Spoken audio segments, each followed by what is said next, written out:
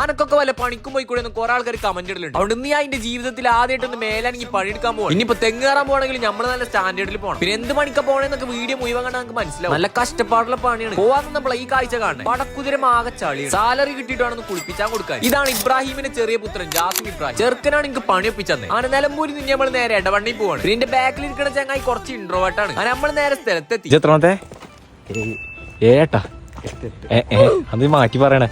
ഇപ്പൊ നിങ്ങൾക്ക് ഏകദേശം മനസ്സിലാക്കും ഞാൻ വന്നത് കാറ്ററിംഗിനാണ്. ഉള്ളിൽ കയറിയപ്പോ പ്രത്യേകിച്ച് ആരും വന്നിട്ടില്ല, നമ്മളഞ്ഞ വന്നിട്ടുള്ളൂ. പിന്നെ സൽമാന്റെ ഫിദന്റെയാണ് കല്യാണം. അത് ആരാന്ന് എനിക്കറിയില്ല, എന്നാലും happy married life. First time ആയതുകൊണ്ട് ചെറിയൊരു വീടിന്റെ അങ്ങനെ മേലൊക്കെ വന്നപ്പോ ഇവിടെ കാലിയായി കിടക്കണം. അതുകൊണ്ട് കുറച്ചേരം നമ്മൾ അടിയിൽ പോയിരുന്നു. കുറച്ചേരം കഴിഞ്ഞപ്പോൾ നമ്മളെ ബോസ് എത്തി. ഇന്ന മക്കളെ പണി എന്ന് പറയുമ്പോൾ ഇവിടെ കൗണ്ടർ സെറ്റ് ആക്കുക എന്നുള്ളതാണ്. ഇപ്പത്തെ 2K കിഡ്സ് ഒക്കെ ഇന്നെ കണ്ടുവാണ് പഠിച്ചത്. എന്തൊരു ഹാർഡ് വർക്ക് ചെയ്യണ ചെക്കനാണ് ഞാൻ. അങ്ങനെ അതൊക്കെ സെറ്റ് ആക്കിയപ്പോൾ ഇന്റെ മുഖം ഏകദേശം എങ്ങനെ ഇരിക്കണം പറഞ്ഞിട്ട് കാര്യമില്ല. നമ്മൾ പണിയെടുക്കാനാ വന്നത്. അടുത്ത പരിപാടി എന്ന് പറയുമ്പോൾ ചെയറൊക്കെ ഡെക്കറേറ്റ് ചെയ്യണം. ഇതേപോലെ ഇന്നെ കണ്ടാ പറഞ്ഞ ഫസ്റ്റ് ടൈം ആണെന്ന്, കാരണം അത്രക്ക് ബുദ്ധിയുള്ള ഒരു ചെക്കനാണ് ഞാൻ. അങ്ങനെ ആ പണി കഴിഞ്ഞപ്പോൾ ഏകദേശം ചത്തു. പക്ഷെ ഇന്നാണ് പണി വരാൻ പോകണം. പറഞ്ഞു തീരുമ്പോൾ മേലെന്നാണ് നമുക്ക് പണി വന്നത്. ഈ കൈ വെച്ച പ്ലേറ്റ് ഒക്കെ നമ്മൾ തുടക്കം. എന്റെ വീട്ടിൽ പോലെ ഒരു പാത്രം കൈകാത്തയാണ് ഒരു വീഡിയോക്ക് വേണ്ടി എന്തൊക്കെ ചെയ്യണേ. അങ്ങനെ ഞങ്ങൾ രണ്ടാളും കൂടി എല്ലാ പാത്രം കൂടി തുടച്ചു. ഇപ്പൊ കണ്ടില്ലേ എല്ലാം അങ്ങനെ നിന്ന് തെളുങ്ങുണ്ട്. അടുത്തായിട്ട് തുടച്ച പാത്രം മുഴുവൻ തിരിച്ചിടാൻ പറഞ്ഞു. ഇനി നമ്മളെ കോസ്റ്റ്യൂം സെറ്റ് ആക്കാൻ പറഞ്ഞു. ഇന്നെ നോക്കിക്കോണ്ടി നമ്മളവിടെ ചുറുക്കായി വരും. കണ്ടില്ലേ ഇതാണ് നമ്മളെ കോസ്റ്റ്യൂം. പക്ഷെ ഇതല്ല ഇനി വരാണ്ട്. ഇനിയിപ്പോ ഞാനാണ് അടുത്ത പുതിയാപ്പിളാന്ന് പറഞ്ഞ ആരെങ്കിലും തല്ലുണ്ടാക്കുക. ഞാൻ ചെറിയ കുട്ടിയായപ്പോ മുതൽ എനിക്കൊരു ആഗ്രഹമുണ്ട് ഈ സാധനം കെട്ടാണ്ട് ചോറ് വളമ്പാന്ന് എന്റെ ആഗ്രഹം. പക്ഷെ കൊണ്ടറിഞ്ഞപ്പോ വലിയ സുഖമൊന്നുമില്ല.